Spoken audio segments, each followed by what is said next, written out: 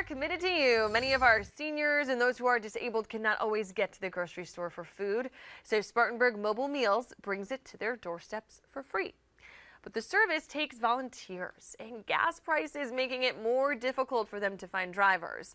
Fox Carolina's Tresia Bowles found out how they're keeping up with all that demand. Mobile Meals. Volunteers go through this process 8 times a day. I just want to help. I got the time. However, finding volunteers like Richard Gray come a dime a dozen. A lady called last week, and she'd been delivering 2 days a week, but had to sort of assess what her expenses were and realize that, she couldn't sacrifice what her family needed, so she would have to cut back to 1 a day. Because like many other services, gas and inflation have hit home for Spartanburg Mobile Meals. Jane McQueen is the president and CEO.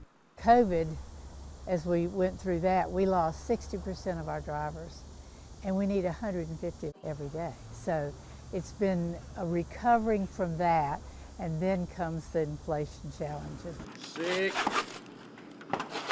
7. Like food expenses going up, these chefs make 1,300 to 1,500 meals per day. Volunteers split this, but McQueen says they're becoming harder to find.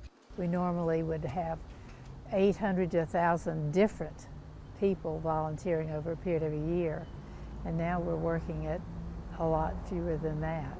One way they compensate for the lack of drivers on Wednesdays is they send volunteers with 2 meals, 1 hot and 1 frozen.